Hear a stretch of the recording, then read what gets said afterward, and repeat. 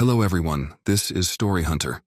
Today I will tell you about the leader of the orcs of the Misty Mountains, Azog. I will tell you about his life, what he did, and what ultimately happened to him. Azog is depicted as a huge, fearsome-looking and Herculean orc, the most developed example of the orc species in all of Middle-earth.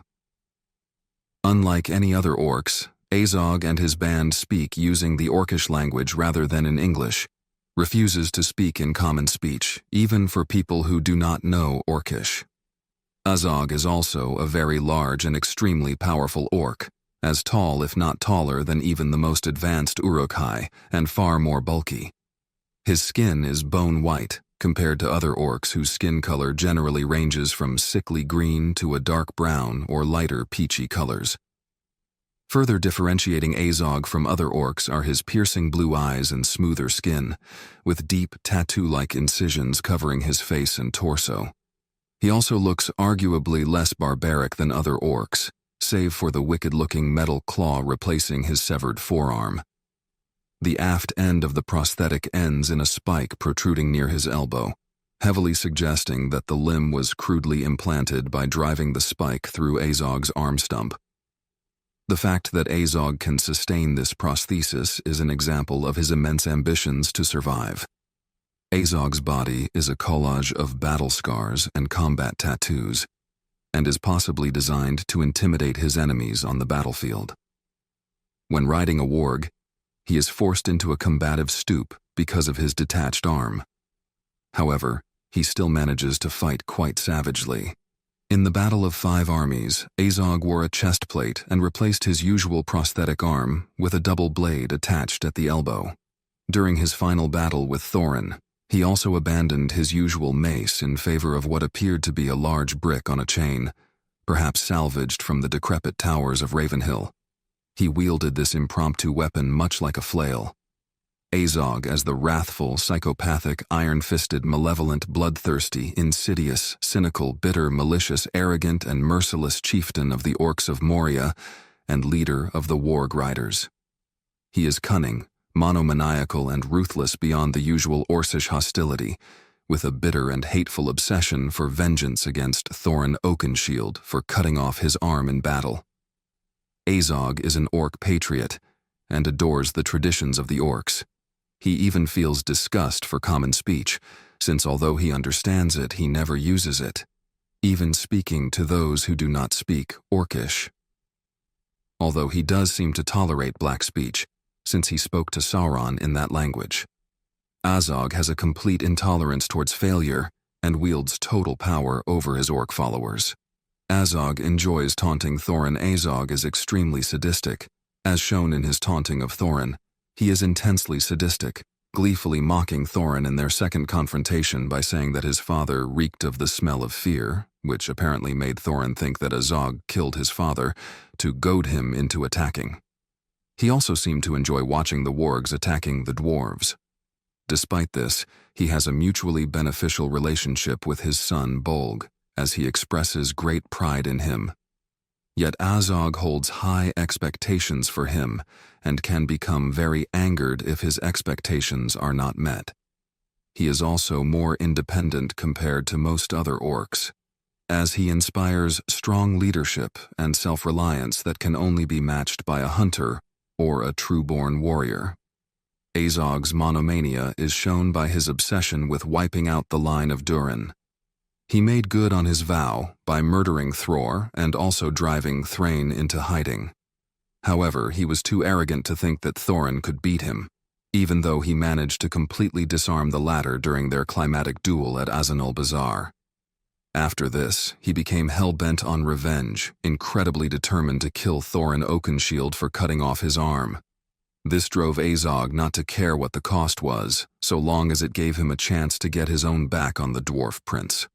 Although it isn't clear why, when he actually manages to disable Thorin during their second brawl, he didn't go and kill Thorin himself. His obsession is also clear in his disappointment that Sauron didn't value Thorin's death as enormously as Azog himself did. Azog was impatient and repressive. He does not tolerate Yazneg's mistake during the hunt for Thorin Oakenshield, and killed the orc out of anger. Also, he reacted furiously when the eagles rescued Thorin and company. He also does not respond civilly when Sauron denied him Thorin Oakenshield's head, which shows also how reckless he is. No one would dare speak up to the Dark Lord in that manner. He also seemingly knew a great deal about the line of Durin, as he knew that Fili had a brother, and that they were the heirs to the throne. Azog's origins are untold. He entered history in the year TA 2790 due to King Thror's desire to revisit and perhaps restore the lost realm of Khazad-dûm. Thror encountered Azog there, and Azog beheaded him, carving his name in Thror's head and throwing the body back to Nar, the sole dwarf who had accompanied the king. Azog demanded that Nar deliver a message back to Thror's people, warning that beggars who dared to enter Moria and attempt thievery would meet a similar fate. Azog then proclaimed that he had killed Thror and now ruled Moria as king. His name, carved in runes onto the brow of Thror, became branded onto the hearts of the dwarves and stoked their anger. Nar was barred from retrieving the head of Thror, and the orcs threw him a small pouch of coins of little worth as a final gesture of scorn. Nar took the pouch, turned, and fled. When he looked back, orcs had emerged from the gate and were hacking apart Thror's body and flinging the pieces as carrion for the crows. When news of this reached Thror's heir, Thrain II, he was greatly angered and mustered a force of dwarves from Durin's folk and the 6 other clans to seek revenge on Azog, though this preparation took 3 years. So began the War of the Dwarves and Orcs. The dwarves began to hunt Azog, and many battles were fought beneath the earth. After 9 years of war, before the gates of Moria itself, the climactic battle of Azanul Bazaar was fought and Azog emerged from the gate of Moria. In that battle Azog slew Nain on the stairs, but was beheaded by Dain II, son of Nain, when he attempted to retreat. His head was impaled on a stake, and the pouch of coins he had thrown to Nar was stuffed into his mouth. Except for Thrain, the dwarves made no attempt to press their advantage by pursuing the orcs into the mines, many of them having been slain. Dain had glimpsed Durin's bane deep within and warned Thrain to not attempt entering Moria. Azog's underground realm's population had been greatly reduced in the war, and his reign passed to his son Bolg for the next 150 years, until Bolg's death in the Battle of 5 Armies. Peter Jackson greatly altered the life of Azog, having him survive the Battle of Azanul Bazaar, losing his arm to Thorin instead of his head to Dain, and thus living to become one of the 3 main antagonists. The other 2 are Sauron and Smaug. He pursues and attacks Thorin and company on their way to the Lonely Mountain, apparently out of vengeance. He is also as the largest orc to ever walk Middle-earth, easily surpassing any of his kin in size, rivaled only by his son Bolg. He is additionally said to be a Gundabad orc. When Balin tells the story of the Battle of Azanul Bazaar, Azog is shown in the flashback battling King Thror and beheading him. This drives the king's son Thrain II mad with grief, but enrages the king's grandson, Thorin II. Azog engages Thorin in combat and has him beaten until the dwarf prince grabs a fallen oak branch and uses it as a shield against the orc's mace. As Azog swings his weapon down with his left arm, Thorin grabs a fallen dwarf's sword and slices the arm off. Badly wounded and enraged, Azog is dragged back into Moria by his fellow orcs, while the dwarves rally and drive back the remainder of his forces, though at great cost to themselves. Azog is believed by Thorin to have died of his wounds, but he has survived and plots against the dwarves again, this time seeking revenge on Thorin Oakenshield for cutting off his hand, in contrast to his death at the hands of Dain II. Later in the film, an orc captain, Yazneg, reports his failure to kill the dwarves back to Azog, and is thrown to the wargs by him with an orc pack camping on Weathertop Hill. Azog now hunts Thorin and company, having taken an oath to break the line of Durin. He leads a band of hunter orcs, riding an enormous white warg. He wears a prosthetic hand and forearm in place of his missing left arm. In a climactic scene of the film, Azog and his band of warg riders finally catch up with Thorin and company, who are forced to climb trees to escape the wargs. However, the wargs bring down the trees, leaving the company on a tree hanging over a cliff. Thorin cannot hold back his anger and charges at Azog, who easily fells Thorin with his mace. Azog then orders one of his orc followers to bring him Thorin's head, but the wounded dwarf king is saved by Bilbo Baggins. Azog goes after Bilbo, while Thorin and company are rescued by great eagles. Most of the orcs and wargs are killed by the eagles, but Azog, his white warg, and a few of the orc riders are left alive. Azog continues his vengeance against Thorin, tracking the dwarves to Bjorn's house. However, he is unable to attack them due to Bjorn patrolling the area in his bear form. Bolg arrives and tells his father the Master summons him, to which he reluctantly agrees. Azog arrives at Dol Guldur, where it is revealed that he is in league with the Dark Lord Sauron, who was in disguise as the Necromancer. Given command of his Morgul host, Azog demands the promise of Thorin's head, to which Sauron tells him all will die anyway. Frustrated, he gives his son Bolg the task of hunting the dwarves. When Gandalf investigates Dol Guldur later, he discovers the ruins are actually from a concealment spell placed by the Necromancer. As he removes the spell, Azog leaps out and knocks him down in a surprise attack and taunts the wizard of his late interference, revealing the mass legions he has gathered. He prepares to kill him, but Gandalf uses his staff to keep the Defiler at bay, who still makes several attempts to strike. Gandalf escapes before the Dark Lord subdues him. Azog leads the army out towards the Lonely Mountain, determined to fulfill his oath in the upcoming battle against Middle-earth.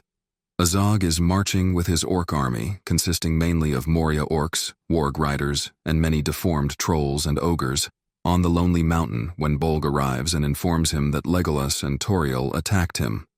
Azog asks Bolg if he killed the elves, but Bolg replies that he didn't, much to his father's dismay. Azog then tells Bolg to go to Gundabad and bring another orc army to the battle. During the Battle of Five Armies, Azog commands his army by using signal flags which tell a legion when to attack. He first uses wereworms to dig his army a route to the mountain to move unseen. After the army's first ranks come out, they are quickly intercepted by Dain Ironfoot and his dwarves, who are severely outnumbered. As the orcs charge, the dwarves form a shield wall, standing like a spiked wall against the wave of charging orcs. Suddenly, elven swordsmen jump from behind the dwarven shield wall into the first line of orcs, who wield mostly swords and axes. The combined elf-dwarf attack is lethal, and the orcs are halted. Thranduil commands his archers to rain arrows onto the orcs, while Bard and the Lake Men stay behind, ready to attack when needed. Azog notices this, and sends the other half of his army, consisting mainly of pike-armed orcs, to attack the city. Bard and his forces retreat to Dale.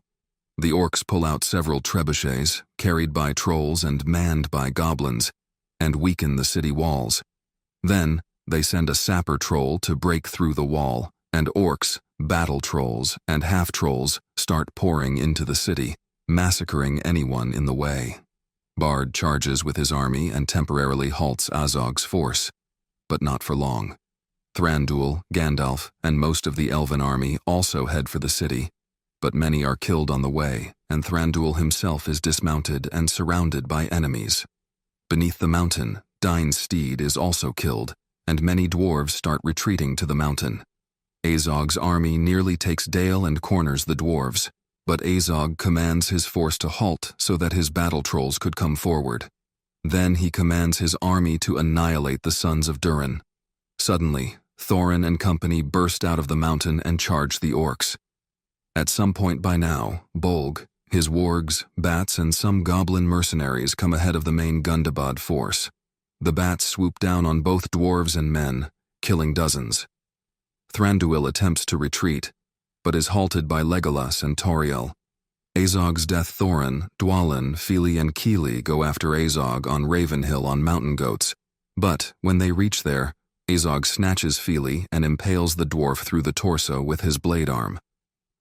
An enraged Thorin then pursues the orc, but Azog takes him by surprise and, screaming furiously, duels Thorin with his amputated blade arm and mace against Thorin's sword. During a climactic fight between the dwarf and the pale orc, Thorin recovers quickly and gets the upper hand by throwing the orc down a hill. Azog sends orc soldiers to kill Thorin, but Thorin overpowers them. He then returns, now armed with a large flail and his blade arm. Meanwhile, the great eagles, led by Radagast and accompanied by Bjorn, arrive and swoop down on the arriving orc force, destroying it completely. The eagles then swoop down on the bats and kill them. As the duel progresses, Thorin throws Azog's own flail in his arms, causing the shattered ice to capsize beneath the orc's feet, seemingly drowning the Defiler. As Azog's body drifts away, Thorin follows it and falls for the orc's trap. Using his arm blade, Azog stabs Thorin's foot and breaks through the ice, stabbing Thorin in the chest. He smiles evilly and victoriously, but in doing so, drops his guard. Thorin, while being pinned down, then stabs the Defiler in the heart with Orcrist. He then flips him over and impales him again, but this time pushes Orcrist even deeper into the Defiler's torso, forcing Orcrist to penetrate straight through the icy surface, pinning Azog to the ice. A few seconds later, the Defiler dies, while looking into the eyes of his greatest foe. Despite his victory, Thorin succumbs to the chest wound he received from his foe.